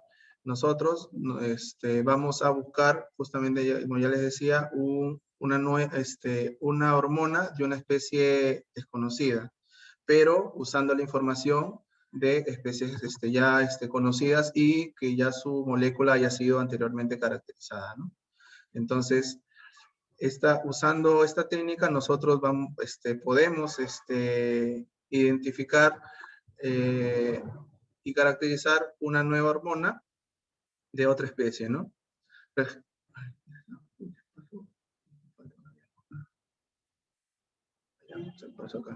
Entonces, acá tenemos un ejemplo de esa técnica, ¿no? Entonces, acá en esta publicación se han identificado las dos gonadotropinas del PAICHE, ¿no? Esta publicación ha sido recién del 2017, en la cual del PAICHE, como es una especie aislada con de información genética, no hay mucha información, recién se están haciendo investigaciones profundas en esta especie, se ha caracterizado, gracias a esta técnica, ambas gonadotropinas, ¿no? Tanto la FSH como la LH, ¿no? Entonces, ¿cómo? Entonces, se ha buscado información de otras especies de peces en las cuales ya haya caracterizado estas dos hormonas, ¿no? Entonces, en base a esta información, se han podido detectar dominios o regiones ya conservadas, y a partir de ahí poder hacer la síntesis, ¿no? Entonces, de información conocida en especies ajenas a esta, puedo obtener la información de sus hormonas gracias a la técnica que hemos presentado, ¿no? Entonces, y finalmente, bueno, la información que se obtiene de las moléculas es a nivel de ADN, ¿no? ¿No? Si ven los gráficos aquí, se ven las letras pequeñas es toda la información a nivel de ADN. Entonces, esta información, ya teniendo esta información, nosotros podemos traducir de manera informática la molécula de la proteína, ¿no? Entonces, si ven las letras de mayúscula, las letras en mayúscula es la secuencia de la proteína. Entonces, en base a la información de ADN que nosotros tengamos, podemos identificar, caracterizar la secuencia de la proteína, ¿no? Finalmente, en base a esa secuencia de proteína obtenida, ellos ya con programas más sofisticados, informáticos, han podido hacer un modelamiento de la hormona, de cómo sería esta de manera estructural, ¿no?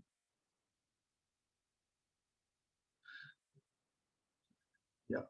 Otra técnica, bueno, en la que nos ayuda prácticamente a visualizar justamente estos resultados a nivel de ADN y de proteínas es la electroforesis, ¿no? Entonces, es la técnica que prácticamente el resultado de la PCR se coloca justamente en estos geles que son unos geles de agarosa para nosotros poder vislumbrar aquí, por ejemplo, el tamaño, ¿no? El tamaño de ella, ¿no? Entonces, por ejemplo, acá tenemos nosotros un marcador que es que ya tiene un peso específico y nosotros podemos ver el peso molecular de nuestra muestra, ¿no? Bien. Entonces, la secuenciación de ADN. Entonces, esta secuenciación es importante. ¿Por qué? Porque luego de nosotros haber hecho la PCR, la electroforesis, nosotros necesitamos obtener esa información. Entonces, esa información, nosotros, para obtener esa información de la secuencia, necesitamos justamente, valga la redundancia, secuenciar, ¿no? Lo que es las moléculas, ¿no? De ADN. Entonces, esta secuenciación es un conjunto de métodos y técnicas que su finalidad es determinar, ¿no? El orden de los nucleótidos.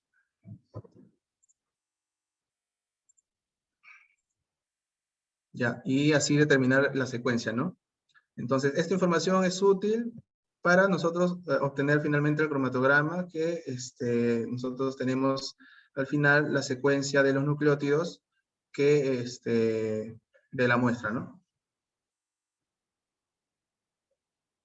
Y esto ya. Entonces, eso es en base a nivel de ADN, de ARN, ¿no? Pero ahora, a nivel de proteínas, de péptidos, tenemos otro tipo de procesamiento, ¿no? Entonces, normalmente se hace la secuenciación de proteínas en base a la secuenciación de péptidos. Entonces, aquí, esta tiene el objetivo de comparar estructuras primarias de diferentes proteínas para establecer relaciones evolutivas, ¿no? Actualmente se hace mayormente usando secuencias traducidas de secuencia de nucleótidos. Bien, entonces, nosotros sabemos que la proteína está obviamente de aminoácidos. Los aminoácidos son la molécula inicial para formar péptidos, y la unión de péptidos forma lo que es la proteína, ¿no? Entonces, nosotros tenemos, para hacer este procesamiento, hidrolizar la proteína en diferentes péptidos, ¿no? Para poder hacer más fácil la secuenciación. Esta separación se puede hacer de manera enzimática o de manera química, ¿no? Bien, la primera técnica que vamos a presentar de secuenciación de péptidos va a ser la degradación de Edman. Es una de las primeras técnicas que salió, en el cual la molécula de proteína, luego de hacer la hidrólisis, se va a etiquetar con el reactivo de Edman, ¿no? El cual es el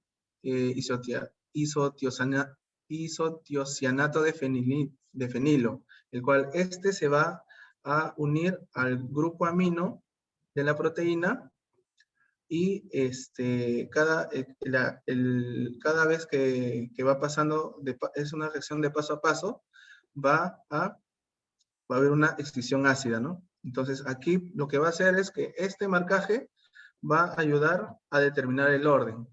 Este reactivo, lo que se va a hacer es que va a cortar el primer aminoácido de la cadena y lo separa, ¿no? Entonces, así va separando luego el segundo, luego el tercero, y así sucesivamente. Entonces, esta lectura se hace por cromatografía líquida, en el cual esta reacción ocurre en un reservorio, y gracias a una bomba, va a haber dos fases, ¿no? Va a haber una fase móvil y una fase estacionaria. Entonces, esta reacción va a ocurrir, y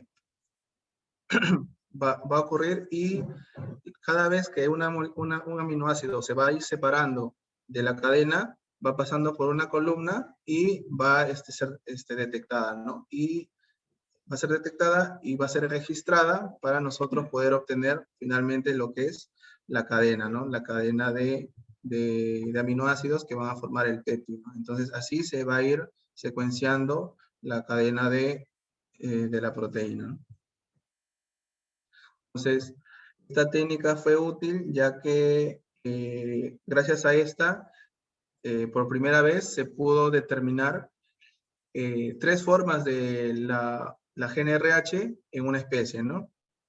Entonces, este, por ejemplo, es el primer reporte de Powell en el 94, en el cual, que gracias a esta técnica, en esta especie, el C. brin, ha sido detectado por primera vez 3 formas de la hormona.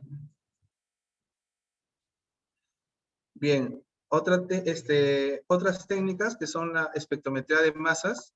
Esta ya es un poco más avanzada, el cual es una técnica analítica que permite la separación, identificación y cuantificación de múltiples metabolitos en diferentes matrices biológicas en un tiempo muy corto y de manera simultánea, ¿no? Entonces, la espectrometría de masas es un conjunto, bueno, es un conjunto de procesos el cual va a determinar lo que es un espectro de masa, ¿no? Entonces, pero hay bastantes tipos de espectrometría, el cual puede ser por cromatografía, por sector magnético o por cuadrupolo, ¿no?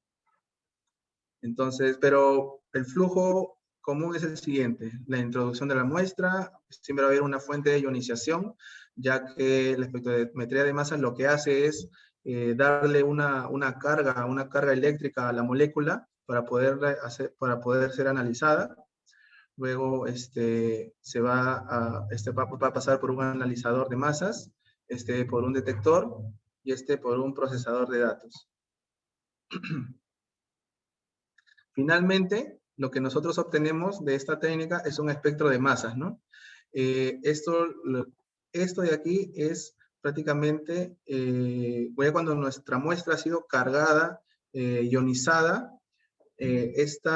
al pasar por un campo magnético, esta va a tener una velocidad, ¿no? Entonces, lo que se va a medir aquí es la relación de masa y carga. Entonces, ¿en cuánto tiempo prácticamente esta molécula ha pasado en una longitud ya conocida?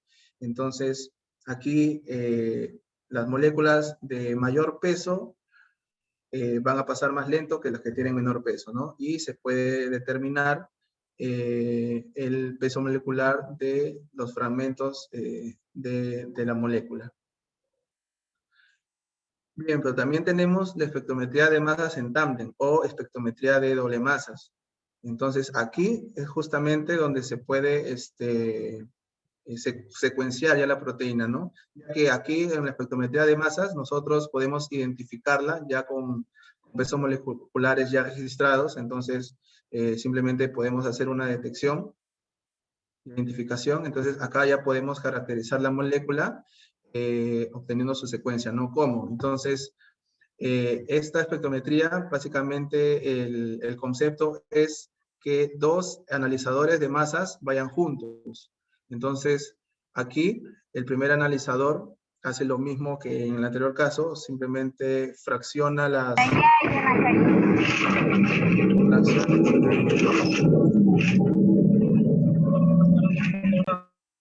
Por favor, sus micrófonos. Aquí por favor, los micrófonos apagar.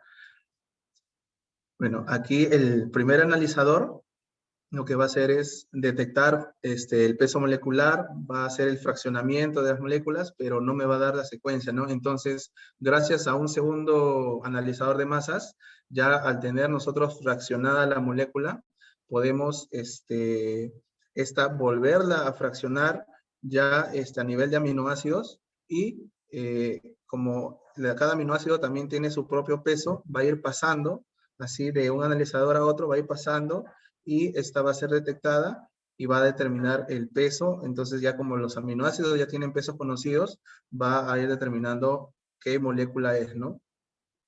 Entonces acá tenemos el esquema principal de cómo es un analizador de doble masas.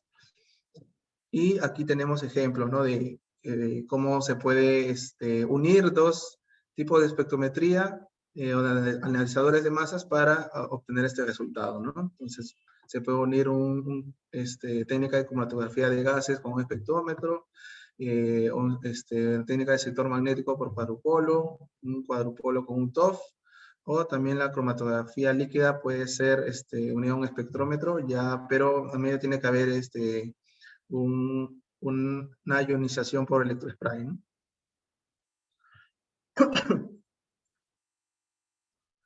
Bien, acá tenemos una publicación que se ha usado prácticamente este principio, en el cual a esta especie, la Astratotilapia, se ha detectado toda esta cantidad de hormonas, o bueno, de péptidos pertenecientes a hormonas, y acá tiene su espectro, ¿no? Entonces, y la secuencia de una de ellas. Entonces, este análisis de doble masas lo que ha permitido es obtener la información del peso molecular de los fragmentos ya de proteínas ya anteriormente caracterizadas, y gracias a ello poderlas identificar, y a su vez estas poderlas secuenciar a nivel de aminoácidos, ¿no? Obteniendo la secuencia total o parcial de ella, ¿no? Bien, el MALDI-TOF, bueno, es una de las técnicas más potentes en lo que es la espectrometría de doble masas, y en la cual ya ingresamos un poquito al concepto de proteómica, ¿no? Entonces, la proteómica generalmente se refiere al análisis experimental a gran escala de proteínas y proteomas, ¿no? Entonces, un proteoma es prácticamente todas las proteínas que pueden haber en un tejido, en un órgano o en todo un organismo, ¿no? Entonces, a menudo se usa específicamente para referirse a la purificación de proteínas y la espectrometría de masas, ¿no? Entonces, aquí vemos el flujo de una actividad que ya se hizo ya acá en el laboratorio. Acá tenemos una especie que se encuentra al norte del Perú y en Ecuador, que es la Ninocara regulatus, en el cual se ha hecho la extracción de gónadas. Esta ha sido procesada para hacer la extracción de proteínas. La extracción de proteínas, como ya dijimos, tenemos que hidrolizarlas para obtener péptidos. Entonces, se ha hecho una digestión enzimática. Estas han sido separadas gracias a la electroforesis en gel, SSPH. Y estas ya identificando el peso molecular en este gel, nosotros hemos podido discriminar dónde se encuentran o dónde se encuentran posiblemente las moléculas de interés que nosotros necesitamos identificar. Estas moléculas ya se procesaron y se colocaron en este equipo, ¿no? Lo que sea el espectrómetro de masas MALDI-TOF. Este equipo ha podido realizar lo que es la separación, la fragmentación de los péptidos y la separación de aminoácidos para nosotros poder identificar lo que es las secuencias y también el peso, ¿no? Entonces tenemos el espectro de masas y también tenemos la secuencia, ¿no? Entonces hemos podido secuenciar algunas proteínas, algunos péptidos pertenecientes a proteínas. Entonces aquí tenemos el espectro de masas. El espectro de masas nosotros prácticamente estos picos de acá corresponden a fragmentos de hormonas o de las moléculas que han sido secuenciadas, ¿no? Entonces acá vemos estas pequeñas letras son las secuencias parciales de alguna hormona de interés. Y finalmente se agruparon, han sido agrupadas en diferentes, estas secuencias pertenecen a diferentes hormonas, ¿no? Que acá están identificadas. Y gracias a ello se pueden identificar nuevas hormonas de especies que no han sido conocidas. Anteriormente ya se ha utilizado esta técnica también en en estudios con PAICHE también identificando proteínas ya de carácter no tanto hormonal, sino también inmunológico. Y bueno, ¿no? Eso sería todo por ahora. Espero que bueno, hayan podido recibir esta capacitación de la mejor manera, y cualquier consulta estoy a su disposición. Muchas gracias.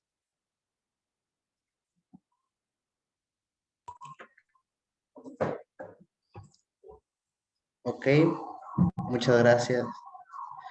Muchas gracias, Jorge, por tu participación.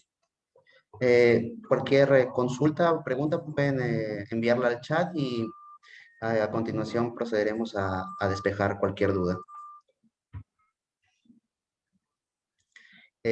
Por favor, también aquí en el chat se les va a dejar una pequeña encuesta, así que por favor les pedimos que sea realizada. No olviden que en el transcurso de los días, las diapositivas y esta conferencia grabada van a ser enviados a cada uno de sus correos, porque he estado recibiendo esa pregunta. Sí, sí, se lo vamos a enviar. Si alguien quiere preguntar por micrófono, sí, se puede activar su micro y realizar la pregunta, no hay problema. Bien, buenas tardes.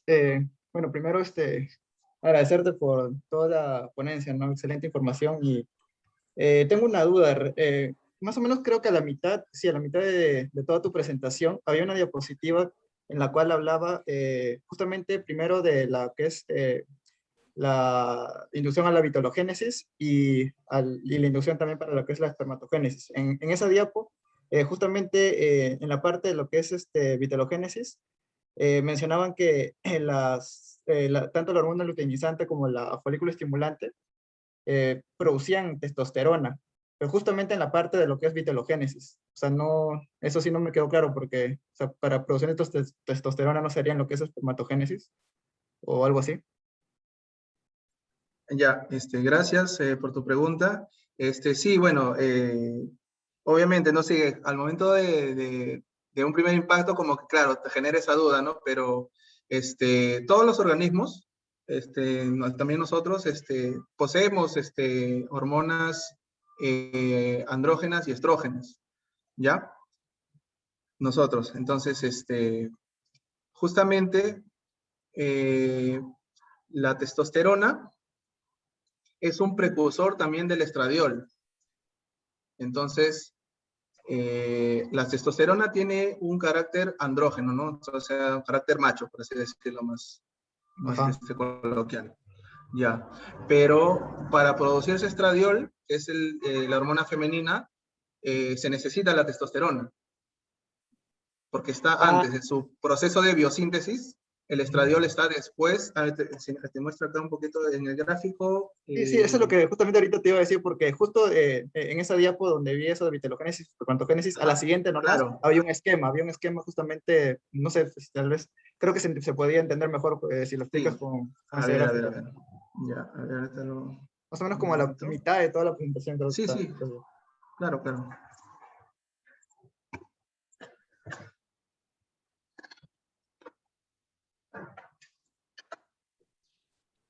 Ajá, ahí está eso. Ya, aquí, ¿no? Ajá. Ya, claro, vemos aquí, justamente en esta parte, ¿no? Entonces, esta parte me imagino que sí genera un poco de confusión, pero como te digo, para que exista el estradiol, necesitamos primero sintetizar la testosterona. Entonces, el organismo femenino, igual las mujeres, todos los organismos femeninos necesitan justamente la presencia de testosterona para producir estradiol. ¿Sí? No sé si me dejo entender. Sí, sí. Entonces, más abajo, en las siguientes diapositivas, donde vimos justamente la biosíntesis de los esteroides, vemos esto, ¿no? Aquí está la testosterona, pero más abajo está el estradiol. Entonces, la testosterona o bien puede adoptar un carácter más andrógeno, sintetizándose hasta 11 ketosterona en caso de peces, o puede transformarse a estradiol, que ya es una hormona completamente femenina, ¿no? Entonces, aquí justamente es donde está, creo, tu duda, ¿no? La testosterona está antes del estradiol, Sí, y porque, se necesita justamente que ésta se transforme gracias a esta enzima que es la aromatasa para poder generar este estrógeno, ¿no? ajá, sí, porque Ujú. justamente en esa gráfica que explicaste, en la anterior diapositiva nomás, justamente mencionaban lo que es vitelogénesis y Claro, espermatogénesis, en ese claro, orden. claro. Ajá. Ajá. Y como ahí vi justamente en lo que es en la Ujú. parte de vitelogénesis, que justamente o sea, digamos, tanto la hormona luteinizante como la folículo estimulante Ujú. producían justamente testosterona, como vi en Sí, esa parte, entonces como que me generó duda, ¿no? Y claro. bueno, con la gráfica más o menos que anterior que sí me acabas de explicar ya más o menos y con eso también, ya ahora sí entiendo, ¿no? Justamente también la presencia de testosterona en lo que es, también vendría a ser en la parte, digamos, de femenina, ¿no? Ok, sí, sí, sí, exacto. Ya. Gracias por la información.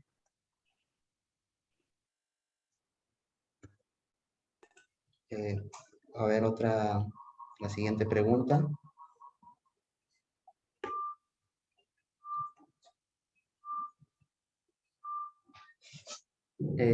A ver, la pregunta de Alberto Ambrosio dice, en el caso de organismos genéticamente modificados, ¿existe ya la interacción de uso de hormonas? ¿Qué tan difícil podría ser estimular ovocitos y aumentar la producción de crías? Y creo que es otra pregunta que viene ahí. Dice, ¿las hormonas ya secuenciadas pueden servir para incrementar su producción y su uso? Ya, a ver. Pues, la primera parte creo que son varias preguntas a la vez. ¿Me puedes repetir la primera? A ver, la primera es, en el caso de organismos genéticamente modificados, ¿existe ya la interacción de uso de hormonas? En organismos genéticamente modificados. Mm, Bueno, no he visto reportes de que haya organismos modificados, Organismos genéticamente. genéticamente modificados, y además que se le hayan hecho una inducción. Eh, no te pondría a responder en esa pregunta, ¿no? La verdad, no desconozco de ambos casos en simultáneo. Sin embargo, podría hacerte llegar alguna respuesta a tu correo. ¿Cuál es la siguiente? La siguiente es, ¿qué tan difícil podría ser estimular ovocitos y aumentar la producción de crías? Estimular ovocitos. Bien, las terapias hormonales justamente se hacen para, también se usan para estimular o incrementar la densidad de producción de ovocitos o de esperma, ¿no? Entonces, sí hay reportes sobre eso, sí se puede,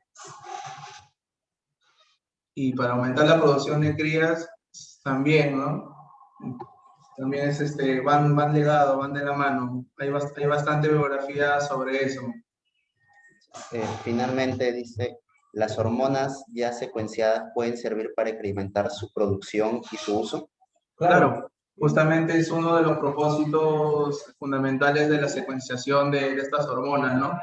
Ya que al tener la secuencia de la proteína pura, se puede sintetizar.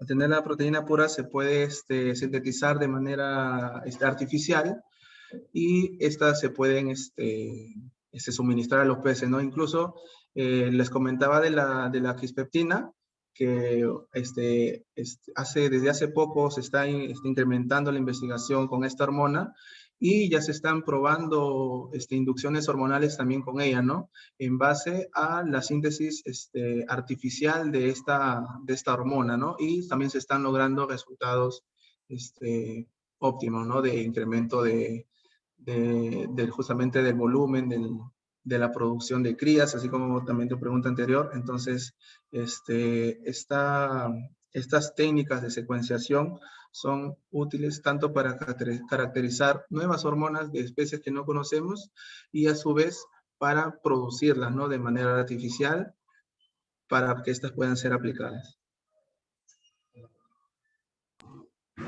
Muy bien. Lourdes Torres nos pregunta, en el caso del paiche existen muchas secuencias. Dice, teniendo en cuenta el genoma, ¿se podría identificar su origen? Claro, teniendo el genoma de las especies, sería incluso más fácil poder identificar dónde está la secuencia que codifica a la proteína de la hormona de interés.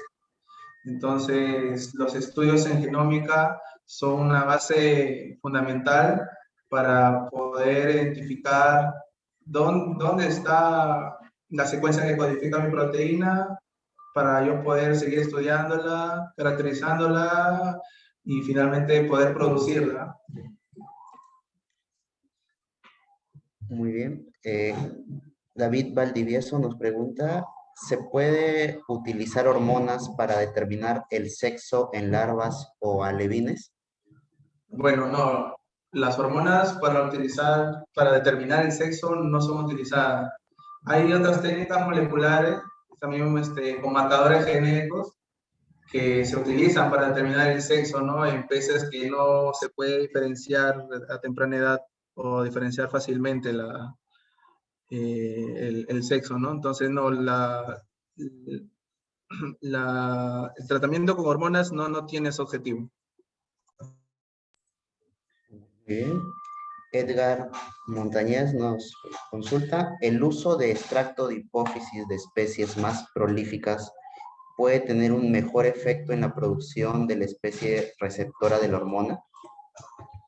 Sí, sí puede tener, pero aquí hay una cuestión.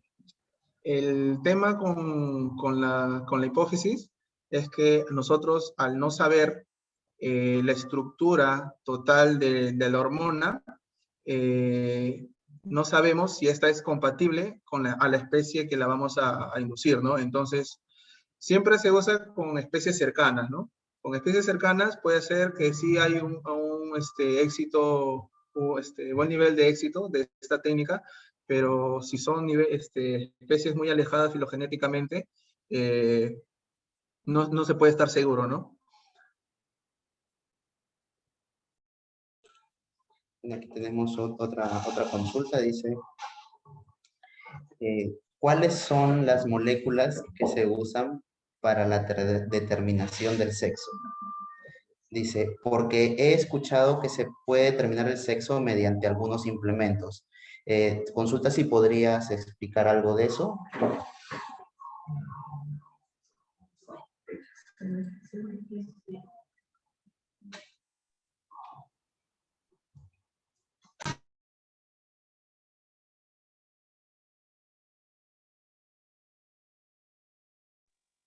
Ya, a ver, para determinación del sexo sí hay marcadores moleculares.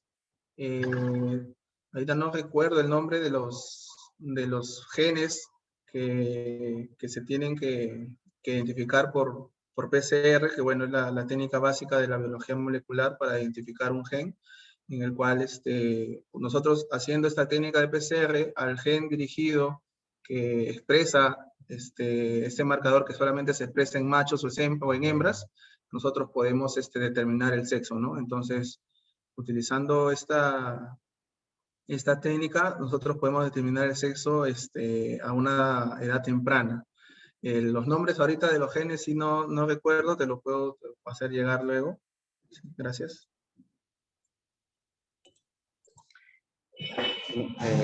Abel Quispe nos consulta, buenas tardes, ¿se llegó a utilizar comercialmente la hipófisis de Paiche? Bueno, ese tema sí lo desconozco. Lo que sí conozco son, bueno, el resultado que tuvo justamente el YAP al hacer esta técnica. Sí lo ha reportado. Ahora que lo hagan de manera comercial, eso sí no lo sé. Eso ya tendría que preguntar a la entidad, ¿no?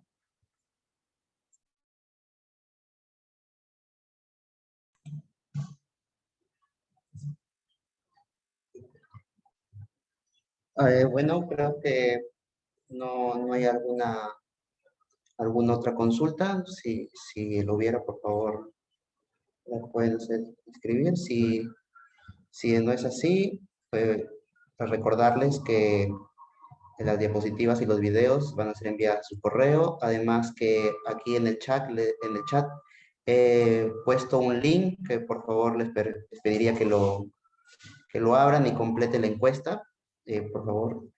Y muchas gracias por su participación en esta capacitación y que tengan muy buen fin de día. Gracias.